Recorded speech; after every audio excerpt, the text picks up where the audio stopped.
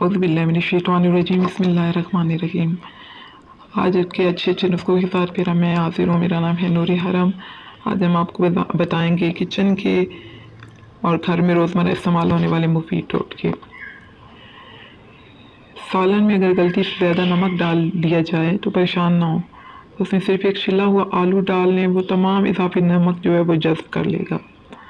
اور اگر آپ یہ تسلی کرنا چاہتی ہیں کہ انڈا خراب تو نہیں، تو انڈے کو ٹھنڈے نمک ملے پانی میں ڈال دیں۔ اگر تیرنے لگے تو سمجھ جائیں کہ انڈا خراب ہے، اور اگر ڈوب جائے تو سمجھ لیں کہ انڈا ٹھیک ہے۔ اور سر درد کا بہترین علاج، ایک لیمو لیں اور اسے کاٹیں، پھر اس کو اپنی پیشانی پر ملیں، سر درد ٹھیک ہو جائے گا آہستہ آہستہ۔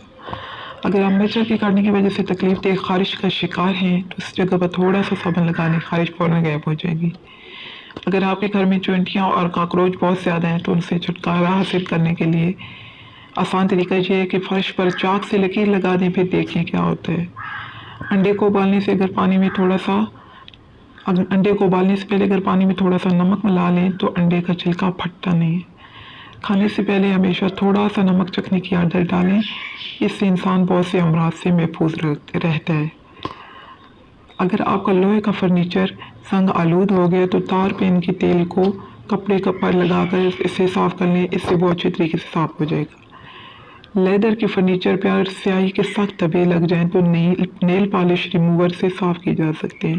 لیدر کے فرنیچر پر یاد رکھنا ہے، لیدر کے فرنیچر پر سیاہی کے سخت دھبے لگ جائیں تو نیل پالش ریموور سے صاف کیے جا سکتے ہیں۔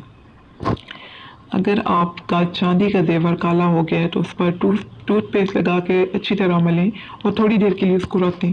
تھوڑی دیر بعد اس کو صاف کر لیں، کسی بھی ٹیشو وغیرہ اور کپڑے سے صاف کر لیں، وہ آپ کا جو زیور وہ بالکل سفید ہو جائے گا، مطلب چاندی کا رنگ جو واضح ہو جائے گا۔ اگر آپ لیمو کا رس زیادہ حاصل کرنا چاہتے ہیں تو اسے اوون میں ہلکا سا گرم کر لیں یا پھر گرم پانی میں کچھ دیر کے لیے رکھ دیں۔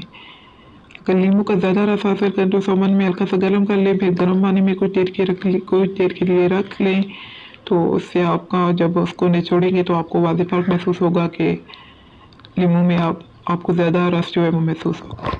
گھر میں بچی ہوئی کافی کو ضائع کرنے کے بجائے لان میں پودوں میں ڈال دیں، یہ بہت اچھی کھاد کا کام کرتی ہے۔ گھر میں بچی ہوئی کافی کو ضائع کرنے سے بہتر ہے کہ لان میں پودوں میں ڈال دیں، اس سے فائدہ ہوگا۔